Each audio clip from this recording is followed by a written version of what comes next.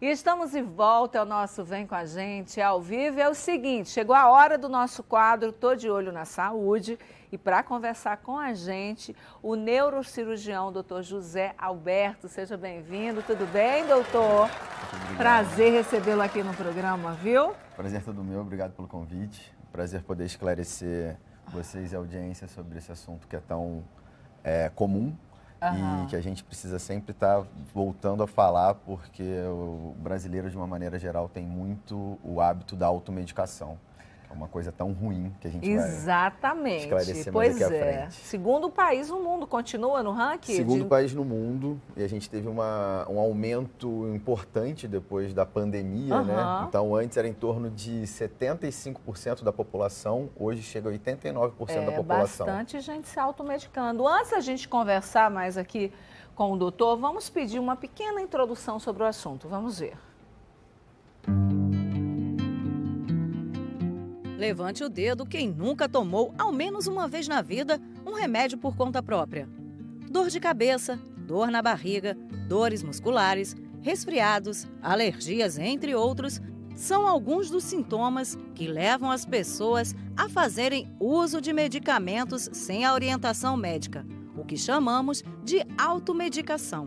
Um hábito comum em 77% dos brasileiros, algo que pode não só comprometer ainda mais a saúde, como tornar as pessoas vulneráveis a diversos riscos.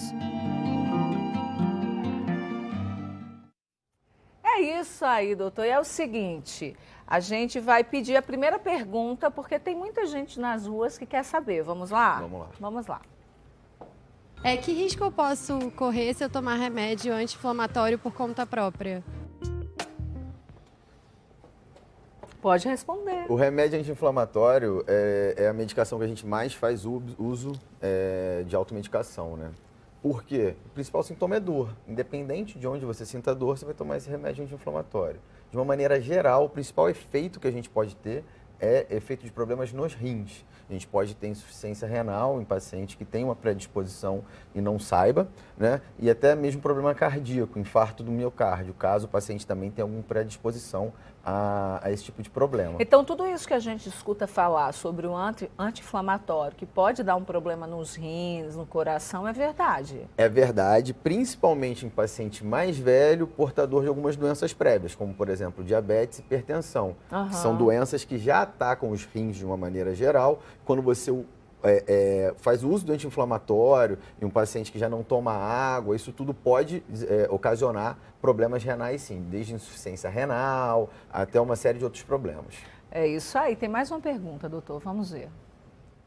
Eu queria saber quais são os erros que eu posso cometer a tomar remédio por conta própria. Essa é uma boa pergunta. O principal erro que a gente toma quando a gente faz para poder tomar remédio por conta própria é a posologia. O que é a posologia? É o intervalo e quanto tempo a gente tem que tomar os remédios. Então, se um vizinho prescreve um remédio para você, como isso é muito comum, uma tia, você está acostumado... Ou o Dr. Google. O Dr. Google, exatamente. A gente tá... O problema é a posologia. Então, normalmente as pessoas não tomam os remédios nos horários corretos e por um curto período de tempo. Então, se, por exemplo, for um antibiótico, que é a segunda medicação mais autoprescrita no Brasil, por exemplo, normalmente você tem que tomar um antibiótico por um tempo bem específico, de 5 a 7 dias. Se você tomar antes, você pode induzir o que a gente chama de resistência bacteriana. Então, a próxima vez que você for tomar esse antibiótico, você pode ter um problema de seu organismo não responder da maneira correta a esse tipo de tratamento. Isso aí. Agora, mais uma pergunta, doutor. Qual seria o remédio que eu mais devo ter cuidado e não usar? Existe esse remédio ou todos os remédios, né? Porque todos os remédios a gente não sabe para que serve, se a gente não sabe se é para aquele fim, é perigoso, não é? Sim. Mesmo para uma dor de cabeça? Mesmo para uma dor de cabeça. O que eu costumo orientar os meus pacientes? Se você é um paciente que tem enxaqueca crônica, por exemplo, que é um tipo de dor de cabeça, você já faz uso de medicação, se você já foi orientado por um médico uma vez, você está com aqueles sintomas parecidos, você vai só fazer o que o médico te falou. Mas a partir do momento que você toma esse remédio de maneira indiscriminada, você pode causar problema. Então, respondendo diretamente a pergunta da audiência, é anti-inflamatório. De uma maneira geral, anti-inflamatório, normalmente aquele atleta de final de semana, vai jogar um futebol, num churrasco. A gargantinha machuca, começa a doer, machuca aí vai o no pé, anti-inflamatório, vai não tomar é um isso? diclofenaco, anti-inflamatório. Esse paciente, sim, pode ter problemas como problema de disfunção renal, problema cardíaco e uma série de outros problemas. Por que as pessoas se automedicam tanto, doutor? Essa é uma... Segundo país no mundo, eu fiquei impressionada quando eu tive acesso a esse dado, né? Porque realmente é muita automedicação. E eu vou te explicar isso porque, infelizmente, a gente depende, a maioria da população depende do Sistema Único de Saúde. Aham. As Que filas é demorado. de espera, exatamente. Aí a gente isso. entra, a gente tem uma tabelinha aqui para Sim. você comentar para gente, doutor. Aí a gente entra nesses motivos que levam à automedicação. Facilidade de compra, é isso? Facilidade uma de vez compra, que o Sistema sim. Único de Saúde tem, de certa forma, uma morosidade, né? A demanda é muito grande, demora para ir e tal. Estou sentindo, óbvio. Ninguém tomar. quer ficar doente, vou tomar um remédio. Sim. E a facilidade de compra é grande. A Hoje facilidade- tem mais um controle? Então, Gardene, especificamente para antibiótico, que é um remédio que a gente tem que estar sempre prestando atenção, e alguns remédios de anti-inflamatório, Aham. analgésico para dor, a gente precisa de uma receita dupla via carbonada, que é aquela receita que você precisa ir no médico, ele tem que Aham. carimbar 2 vias e o farmacêutico fica com uma via dessa receita. Então, isso tudo foi uma maneira do Ministério da Saúde tentar dificultar a automedicação, né? Então, assim, a facilidade de compra, sim, para anti-inflamatório a gente não precisa de uma maneira geral. Tem um grupo seleto de anti-inflamatórios que a gente precisa da receita, mas, por exemplo, uma dipirona, para um Tilenol, que é uma medicação analgésica, você pode ir na farmácia e você comprar diretamente essa medicação. Então, a Entendi. resposta é sim. Aí temos comodidade e informações na internet. Depois da internet, Com certeza. aumentou lá, o doutorzinho Google, a gente pesquisa, para que serve, estou com dor ali, dor aqui e tal, vai lá, pesquisa e compra a medicação? Isso acontece muito, né? No consultório, os pacientes já chegam, às vezes, já com demanda sobre isso. Doutor, eu quero tomar esse remédio que me dá menos efeito colateral, quero tomar aquele outro que vai me dar minha vizinha toma esse, minha tia toma esse outro remédio para depressão. Então, assim, as informações... Tarja preta. Sim, As sim. pessoas querem tomar uma tarja preta que o outro toma, é muito sério. E tem uma coisa de se emprestar, né? Não, Tem emprestar exatamente, remédio para dieta que o endócrino passou, entre outras coisas. Ah, me passa a sua dieta, me passa a receita. Não existe Sua isso, forma, né? Exatamente. Até porque cada organismo é cada organismo e a gente precisa tomar cuidado. A gente precisa estar sempre indo ao médico de uma maneira geral para poder ver os sintomas, que não é um sintoma em você e numa outra Aham. pessoa pode ser causas diferentes, pode ser Sim. de doenças. Então, assim, realmente você pegar a receita Aproveitando, do outro... doutor, eu tô com uma dorzinha aqui, tem uns 5 dias que não passa. O que será? Tô brincando, Não, doutor. isso dá pra gente... Dá isso para resolve, resolver? Dá, Tô brincando, dá. doutor.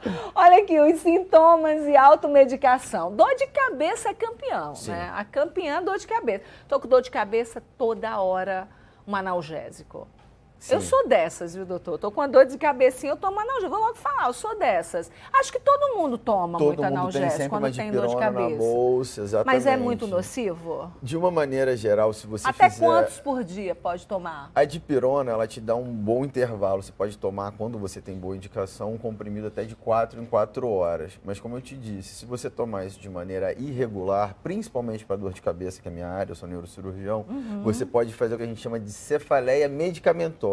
Você toma tanto remédio, que você começa a ter dor de cabeça por causa do excesso de remédio que você está tomando. Entendi. Aí Entendeu? vai, tipo, um efeito rebote, Exatamente é isso? isso. E depois a gente tem que desintoxicar, tem que tirar essas medicações associando outro grupo de medicações para a gente poder tentar resolver esse problema. Então, assim, é sério. E agora, só a segunda causa de automedicação é uma causa que todo mundo tem aqui. Quem nunca aqui teve uma dor na coluna lombar, é o que a gente chama de lombalgia, é a principal, a segunda causa de ida de paciente à emergência é a lombalgia. Então você tem muita automedicação por conta dessas dores Aquela lombares. dor que vai... Depois da academia, ou depois você fica o dia inteiro em pé, depois você faz uma Entendi. série de coisas, isso é muito comum. A gente Febre, resfriado, aproveitando a sua presença. Sim. Quando a gente está resfriado, tem que tomar remédio ou espera aquele período, né? Porque tem um tempo, né? Para a gripe, ela chega e tem um períodozinho, não sei quanto tempo dura, passar. É certo ficar tomando remédio para gripe ou errado? Boa pergunta. Resfriado comum, a gente está agora num surto exatamente, todo mundo está resfriado, Todo mundo né? está resfriado. O que a gente aprendeu? A gente aprendeu muita coisa com a pandemia do Covid. Então, se você está resfriado, você tem que tentar ficar em casa, né? Se for sair para lugares onde você vai ter contato com o público, com o pessoal, botar máscara. A máscara não é para você não contaminar as outras pessoas. E, normalmente, o resfriado é uma infecção viral. Então, ela é autolimitada. De 3 a 5 dias, o seu próprio organismo vai ter resolvido. Tá? O que a gente tem que fazer? Tratar os sintomas. Os sintomas do resfriado, a gente trata com antitérmico, que é basicamente dipirona ou Tilenol, e com remédio para dores musculares também, que volta de dipirona, Tilenol, alguma outra medicação para relaxamento muscular. Outra pergunta que eu quero te fazer, eu vou chamar o intervalo, doutor, e a gente volta, é o seguinte. Eu, outro dia, tive acesso, a gente participa de vários grupos de mães, né? Que o xaropinho que a gente acha que é inofensivo quando o filho está lá resfriado, está com dor de cabeça, a mãe geralmente vai lá na farmácia, compra qualquer xaropinho e dá para o filho. É muito nocivo. Depende de qual tipo Responde já para mim? Tá, respondo. Deixa eu chamar um rápido intervalo e a gente volta já. Falando sobre automedicação, o Brasil continua no ranking do 2º país no mundo que mais se automedica. É um erro muito grave, né? Exatamente. Mas você acha que a gente falar e esclarecendo, tirando as dúvidas, vamos conscientizando as pessoas do perigo que é a automedicação, doutor? Com certeza, você escolheu no mês ideal, né? Porque dia 5 de maio é o Dia Nacional da Conscientização da Automedicação. Então, é o que eu falo sempre, é água mole em pedra dura. Então, a gente tem que ir falando para o pessoal ir sedimentando, aprender que realmente... Eu uso o exemplo de você pegar o remédio de um vizinho, porque isso é muito comum no ambulatório, no consultório de uma tia, um remédio de uma pessoa diferente para você se automedicar. Então, assim, eu acho que a nossa função aqui como médico, você como apresentadora, é exatamente essa. A gente falar no assunto e desmistificar os principais problemas. E o xaropinho, que parece tão inofensivo, que a mamãe, olha as meninas rindo ali. Cláudia, você é mãe?